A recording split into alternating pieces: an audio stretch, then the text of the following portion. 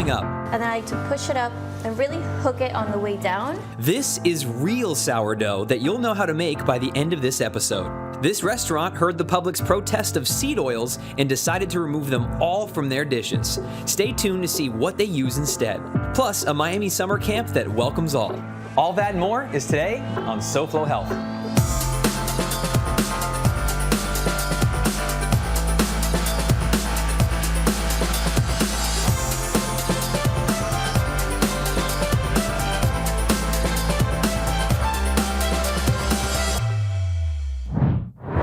Hello and welcome to SoFlo Health. I'm Hunter Frankie, and in my hand is freshly baked sourdough, and real sourdough. You've probably thought you've had sourdough before, but it's most likely just sourdough flavored. But today, we're gonna find out with Remy Sourdough how you can make sourdough bread. And I'll do that with Natalia. Yeah. Natalia, thank you so much for having us today. Now, Remy Sourdough is yours, but your name's not Remy. Where do you get the name from? Remy's my dog. Okay, perfect. He's a Labradoodle, and it was kind of a mistake to name it this because now everybody's like, hey Remy, Yeah, can I that's what I ask did you a when I first question? found you. I know, and I was like, I'm sorry, my name's Natalia, but he's great. Perfect. What's the major difference between what we're buying in the store and what you're making on a regular basis? Yeah, I mean, a lot of times when you see sourdough in the store, it has some sourdough in it, but it is leavened, so the rising agent is actually yeast, and so that automatically makes it so that it does not go through the very long fermentation process that can be up to like 3 days, and that's what gives you all the gut health benefits. So with real sourdough, it is leavened, or it is rising very slowly with the sourdough starter, and then it is fermented in the fridge overnight for up to like 3 days. So it has a very long fermentation window, and that fermentation is what makes sourdough kind of healthier for you and better for your gut and better for your digestion. It's helping to break down all of these nutrients and helping your body to just be able to digest them better. Okay, are you ready? I'm so ready. Is this your first time making this? Absolutely. Oh yeah! Okay, so we're starting with a scale because we want to be really precise with our measurement. Okay, so you're gonna start out, this is room temperature filtered water. You're gonna do 300 grams in here. Got it. So then you're gonna do your 500 grams of bread flour. And then you're gonna do 10 grams of salt. Okay. This is the sourdough starter. We're going to learn more about this later. We're gonna learn, all about the sourdough starter. So this Okay, whole dump thing in it there? Yeah. All right. Just mix it? Mix. So your goal is just to really incorporate everything, and especially you see down here at the bottom how the flour is kind of sticking. I like to kind of like grab scrape it, yeah, scrape it up. Perfect. So try to get as much off your hands as you can. I know. There you go. All right. Be right back again. We're back. We're back. So right. now that you've finished mixing your dough, we need to cover it with something to make sure that it's not gonna dry out on the top. So I have a tea towel. I want you to go dampen it, and then we're gonna put it over a bowl. Got it. Okay, you're gonna just put it over your bowl. And what is the purpose of this again?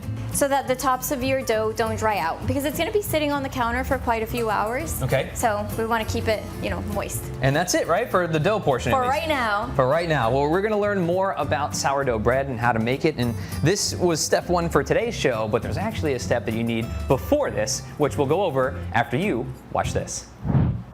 You might remember Motec from a previous episode of SoFlo Health right here in Aventura. Well, they've expanded with a much larger space because they were so popular, maybe partially in part to us, but they've also started a new initiative to remove seed oils. And for those of you that are rolling your eyes, well, let me tell you why that could be important. Say you have a dish like this one. You might think, well, there's no seed oil in there. Wrong. There was a seed oil that they used to make the hummus, but now they're making it even more health conscious for those that would like to remove seed oils from their diet by replacing it with something else, and we'll find out what that is in just a moment. But when it comes to seed oils, don't be too afraid, and also don't be too much of a zealot. The fact is that seed oils are more processed than other oils, and it's easy to consume large amounts of them, which does give you a large amount of omega-6 fatty acids, which can lead to inflammation if you overconsume. So by removing that from the equation, it makes it easier for you to stick to your health goals, whatever they are. And if you don't care about seed oils, don't worry, this still looks delicious. All right, let's go sit down and find out more about why they're removing seed oils here at Motec. Speaking of seed oils, I'm now joined by Krizia of Motec here in Aventura. Krizia, thanks for having us in today. Thank you for being here. here. Of course. And of course, we are here because you're taking seed oils out of the equation for those that don't want to even consider them. Yeah. Tell me about that. So we've always used clean, honest, fresh ingredients, and so removing seed oils just came naturally to us. So before, for instance, our hummus, right, which is right over here, was made with canola oil, and now it's made with avocado oil. Okay. Yeah. Great. And you've got plenty of other items in front of us. Let's go around the table and share what we have here and maybe what oils might have changed. So schnitzel sandwich, which I think everyone knows, was fried in peanut oil before, but now it's fried in olive pomace oil. For those that maybe didn't catch us last time on SoFlo Health or don't know what Motec is, how would you describe it? We're all about just, simple, authentic food, and it should feel just like you would feel in your grandma's kitchen. For those that are looking for something healthy, you definitely have a lot of options here that we have in front of us. So I'm going to get a bite of this. What am I about to take a taste of? And then this is one of the options that you switched out the oil in. That is the mint honey vinaigrette, which is now made with avocado oil. Let me get a taste of this. Go for it. It's so fresh. Now, is this just for this location? Is this just for Motec? It's all of our locations. Is there anything else you think we should know about the cuisine in front of us or the Seed Oil Initiative? So we are certified by the Seed Oil Free Alliance. I think that's wonderful for people that need that extra reassurance. And if people would like to find out more about what you're doing here at Motec, how can they? They can visit us at our website or Instagram. Thank you so much for your time, having us in, giving us a beautiful spread of food, and of course, keeping us seed oil free. Thank you so much. Enjoy. You got it. Yeah, I got some work to do, so leave me be, would you? More sourdough secrets are coming up when SoFlo Health returns.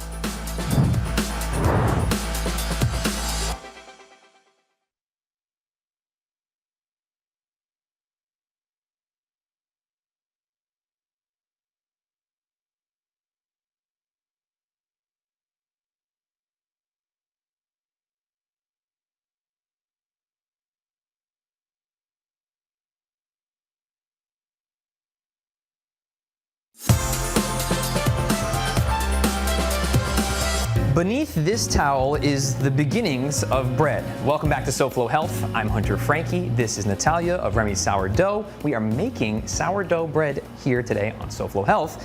And before you can really make the bread like we did earlier on in the episode, you have to have the starter. It's the most important component in sourdough bread, right? What is a sourdough starter? Do you have any idea? I just know that it's the beginning. It's the starter. It's the thing that kicks off the fermentation process, I believe. Yeah.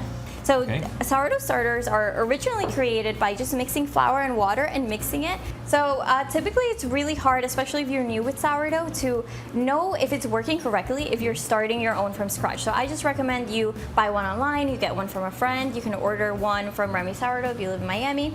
So let me show you how to feed it and then how to take care of it. Got it. So again, we're gonna put our clean glass jar on here. So you don't need too much sourdough starter. Okay, we have 20 grams of starter here. So just for now, I'm gonna have you practice. So let's do a 1 to 1 to 1. So try to get your 20 grams of water. This is where my exactness from earlier will come into play. Let's see if I can do this here. That was really good. Over. All right. Ooh, more. Wait. Yeah. 20. There you go. Perfect. Up for this year. Okay, you can just use this to stir it up. And then a pro tip is gonna be, you never want to, because you're feeding it, you never want to give it less than the amount of starter. And I noticed that we used 2 different types of flour here today. Why are we doing that? So the all-purpose flour is what I use to feed the starter. You can really create a starter with any type of flour. You can do a whole wheat starter. You can have bread flour. Okay, this looks great. You gonna show them? Yeah. Oh my gosh. What is it that people are looking for when they're feeding their sour? So right now, this kind of looks just like a pancake batter consistency.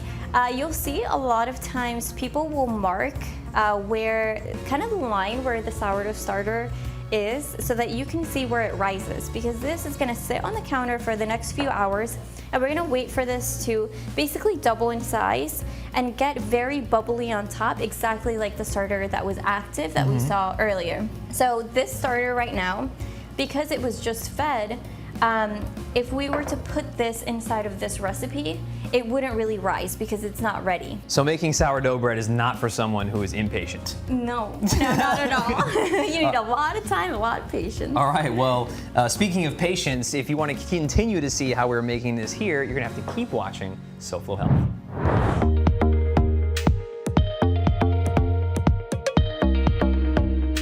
We're at the Baptist Health Miami Cardiac and Vascular Institute, and today I'm joined by Dr. Dapo. Doctor, thanks for being with us today. Thank you for having me. What do we need to know about heart disease and how can we stop it? We know that about 80% of heart disease is preventable.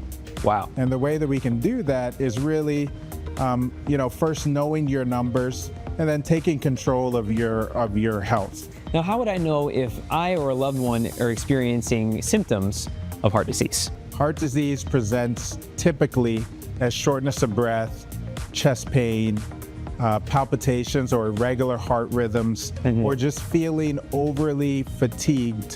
What are some misconceptions about heart disease, or say the diets that are popular out there or exercise programs for your heart? One of the major misconceptions is that heart disease is a problem of older men. What we know now is that heart disease begins very early in life. And we know that women are often undiagnosed or underdiagnosed with heart disease due to the fact that they may present a little bit differently than men. Women may present with just shortness of breath, sweating, maybe it feels like indigestion or reflux. And what can men and women do about it? We have tools such as a heart scan or CT calcium score, which you can go, it takes 2 or 3 minutes. It's a non-contrast CT scan of the heart, which can tell you if you have early signs of plaque in the arteries. And then if you have plaque, you can do something about it way before you have that heart attack. What would you say that you're doing different here at Baptist Health that others aren't doing? We are really at the forefront of technology. We're using innovative tools such as AI involvement in our imaging. We use team-based care. So our cardiometabolic clinic, our hypertension program, our advanced lipid clinic, these are programs that are not readily available in our community, but that we offer here for patients who are very complex. That's great. If people want to find out more about how you're taking those challenges on, how can they? They can find us on the web.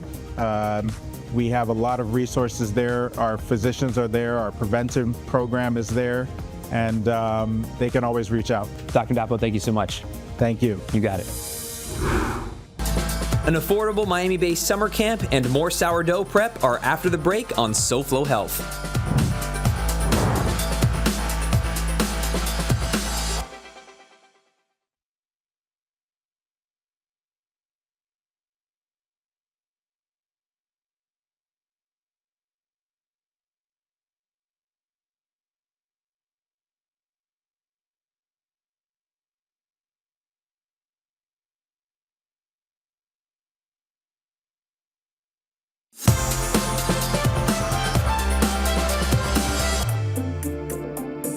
Welcome back to SoFlo Health. I'm Hunter Frankie. This is Natalia, owner of Remy's Sourdough. We're making sourdough. My hands are wet. There's dough in front of me.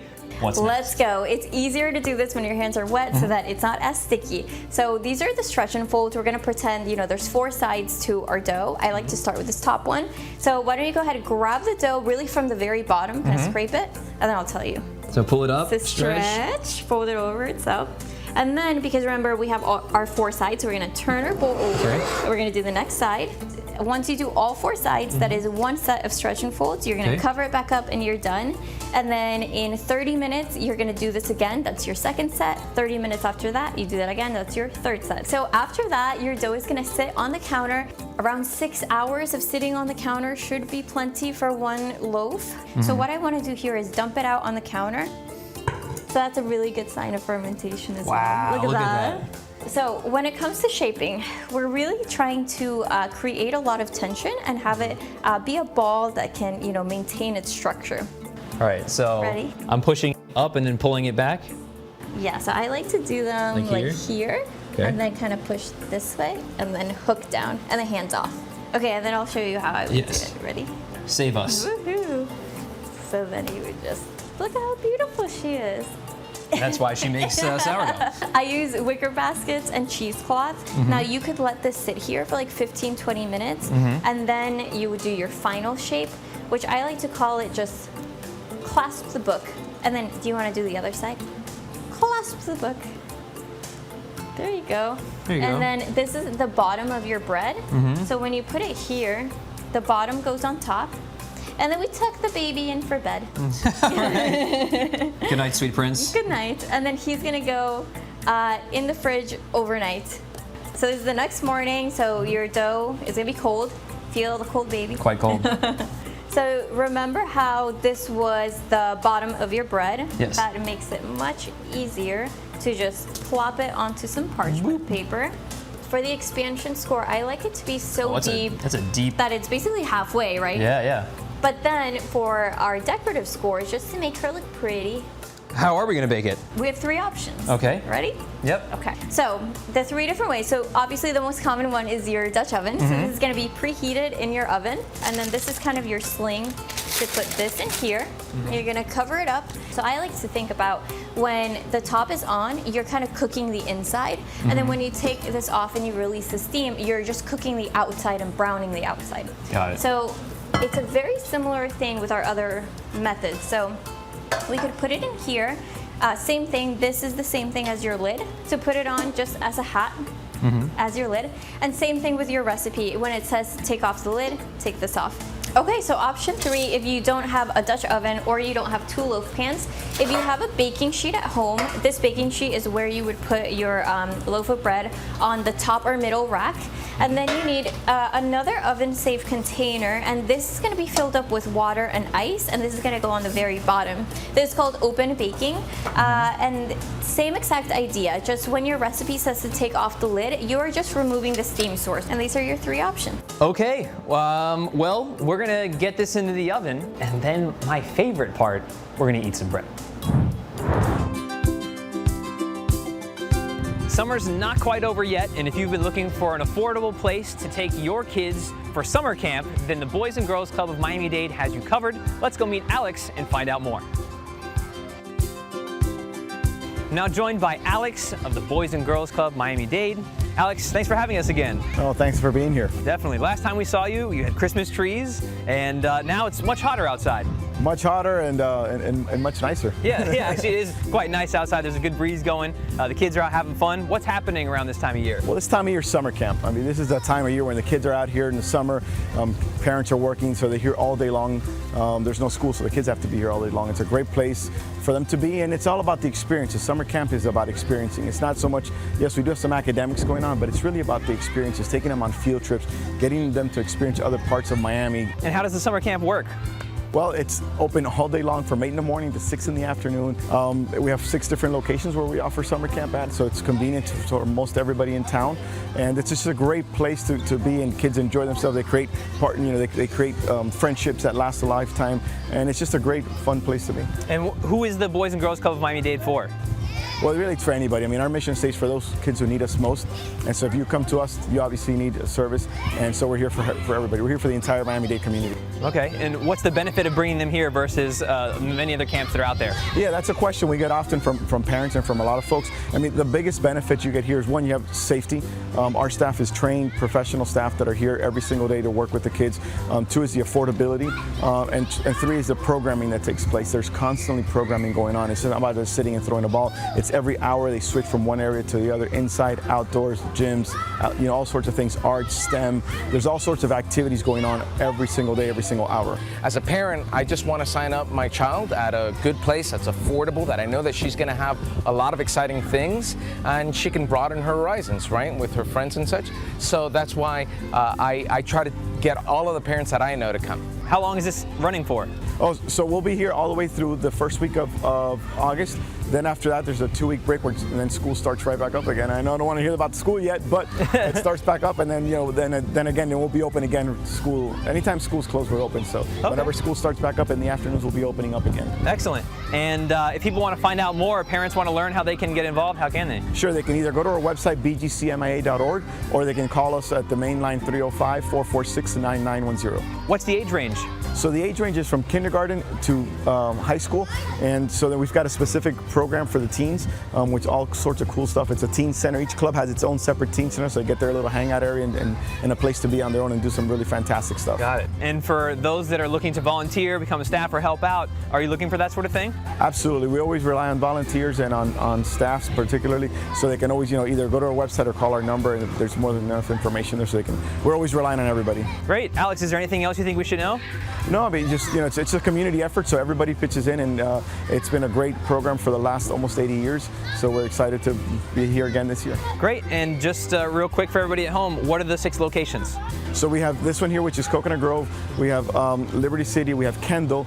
We have South Beach, Northwest State, and Miami Gardens. Perfect. Well, you at home, if you're looking for somewhere to take your kids, you can always consider the Boys and Girls Club Miami-Dade. Alex, thanks for having us as always. We really appreciate your time. Thank you. Yep.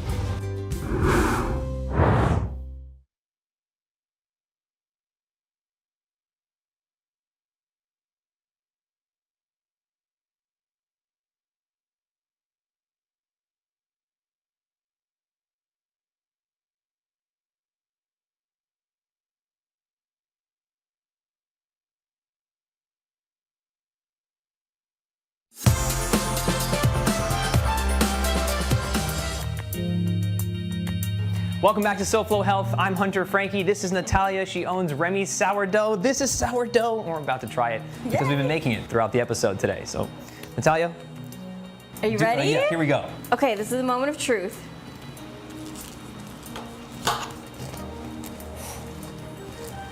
Okay, we get the sneak peek. Yes. Ready? Oh, look at that. She's cute. Show everybody at home. Yeah, to me, that's the perfect balance there. You got just enough so that it's gooey, but also that you'll hold your butter.